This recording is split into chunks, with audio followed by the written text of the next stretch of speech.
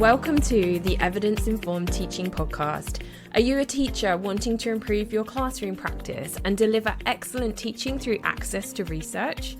Do you have a passion for teaching and are looking to connect with other like-minded colleagues through professional discussions? The Chartered College has partnered with Headteacher to support teachers to deliver excellent teaching through access to research, and we invite you to be part of this community. On this podcast, you will hear from fellow teachers, research experts, and you have the opportunity to be part of this professional discussion. You can find out more about the Chartered College of Teaching and Teacher Tap in the show notes. And if you find this episode helpful, why not share it with a teacher friend, take a screenshot and post it on your social media, or even better, leave us a 5-star written review. So I'm Rachel Tomlinson. I am the head teacher at Barrowford Primary School, which is in Pendle in East Lancashire. Barrowford is a mainstream primary school, but we have an SEMH SEND unit on site as well. So 16 children with education healthcare plans for social, emotional, mental health difficulties.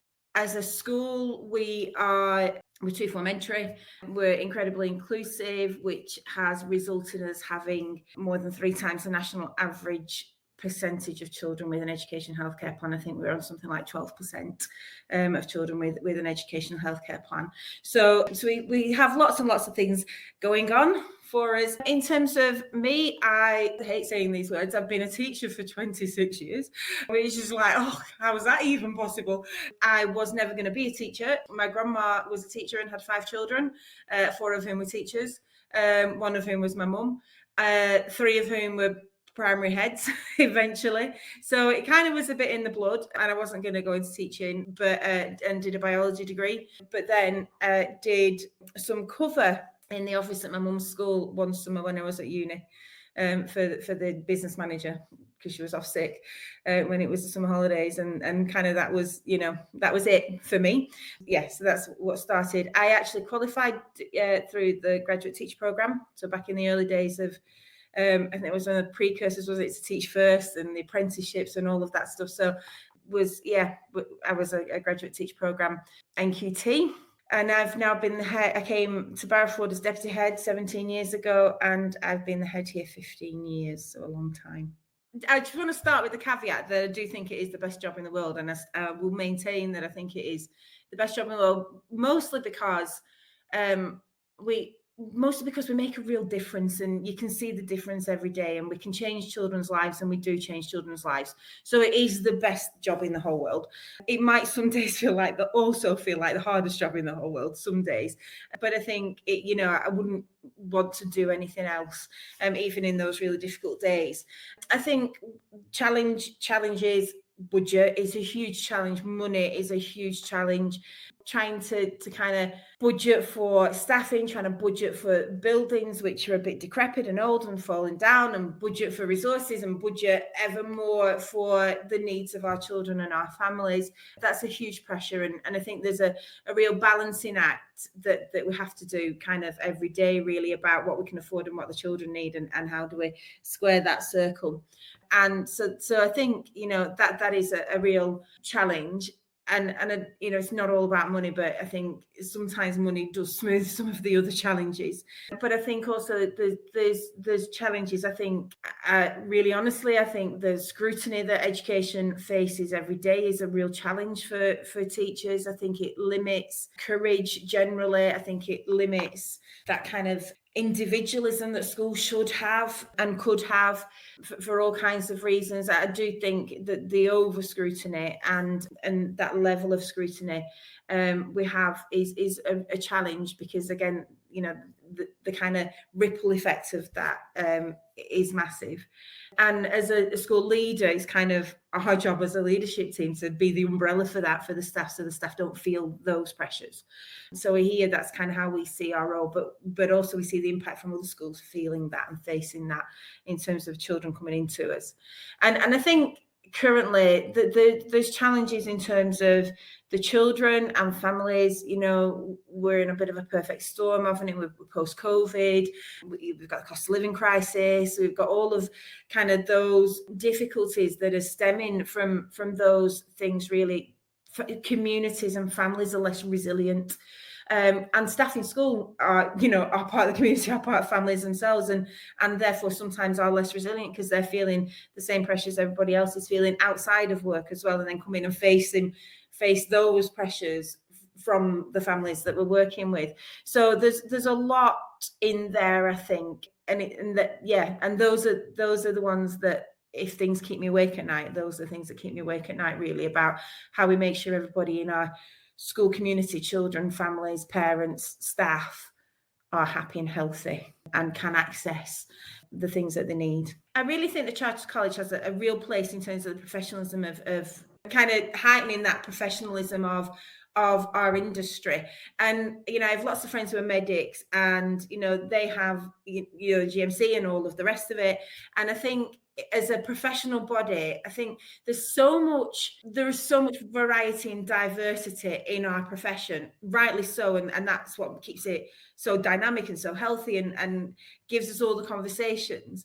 But I sometimes think that obviously it also causes lots of division as well. So I think that the Chartered College is a real place where, no matter what your view is, it's a place where we are who we are. We're here. We're about teaching. We're about children. We're about improving the lot of children and families going forward, and we're about changing the world. So it shouldn't matter kind of what your philosophy is, because we're all in it for the same reason. And we might differ in our approach to that, but we are all in it for the same reason.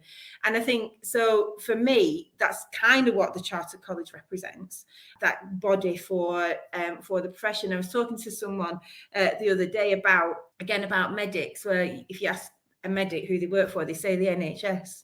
They don't say I work for this surgery or this hospital. But if you ask a teacher, they say I work at this school or I work for this school. And I think it would be great, wouldn't it, to have kind of that that thing where teachers identified that they are a national service in kind of that global sense. That is part of it for me, and that's why I really love the idea of the Chartered College, and that sense of identity that we belong to a national service and we're all working towards the same thing, and therefore are part of a huge team of people that actually is a smaller team in the school that you happen to work in.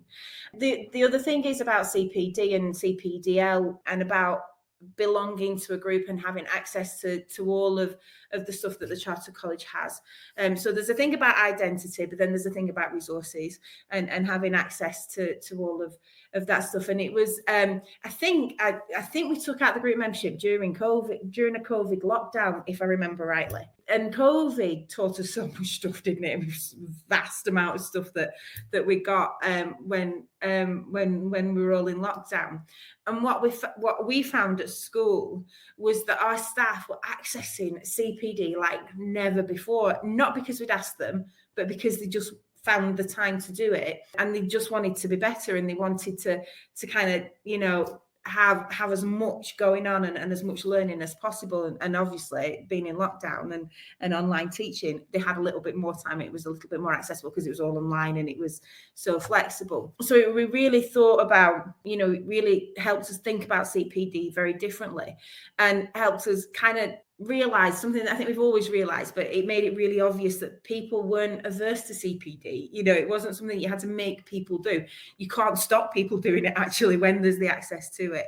So, which is a really positive thing. So it was about kind of getting everybody registered with that professional organisation, that sense of identity that this is an important job that we do, and by rights we should all be, teachers should belong to that professional body, but also kind of, here is this bank of resources and facilities and whatever community that we should all be entitled to as well.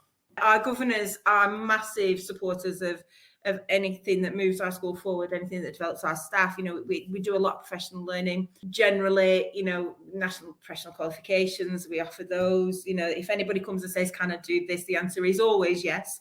And then we find a way. So to be fair, the culture of our school, and that's set by our governors, obviously, and the leadership team, is such that it was kind of a bit of a no-brainer that's what we did. And, and we were really clear with our staff that it is a a benefit of working here, that you don't have to pay your own membership to the chartered college. This is a benefit. How you engage in that, you have agency to engage in that however you want, and there's going to be no checks and balances in that sense, because you are all professionals and adults, and as career paths go and life goes, if you have a baby or this, that and the other, that sometimes your engagement will be different at different years and at different times of your career. So it is about agency, and it is about just saying this is a door that will be open for you. I know lots of people who are engaged in, in other professional learning, like the MPQs or like NASENCO or like, a master's or the other things that, we have some apprentice teachers. So kind of that whole thing there, when people are doing research or, writing academic essays or assignments, or it's just there, that it's just there, and there's kind of no direction about how to use it, but it is there to be used as people need to use. And I think that's kind of how we go about everything. In some ways it is about agency, and it's about professional trust that this is a benefit, and you will use this in a way that benefits you and the children in your class and your care in the best way possible, really. And I think that I also think that the value, I'm going to keep going back to the value of the profession, and that's so important. I think that it's a professional body that we're all part of, and the value of that professional body, really. Different to unions, because I advocate a member of a union as well, and it's different to that. It's a membership of a professional body that really values. The Charter College itself is about the value of teachers and the value teachers have in society, and so it was kind of twofold for me. It was in support of the Chartered College as well, really, that I kind of wanted to say, yeah, we value the fact that the Chartered College exists. We want to lend our professionalism and the value that we have to that too. So it was a bit of a two-way street, really. I think for our staff, it's about individual career pathways and individual interests and individual access. And as I say, that open door to access that kind of resource.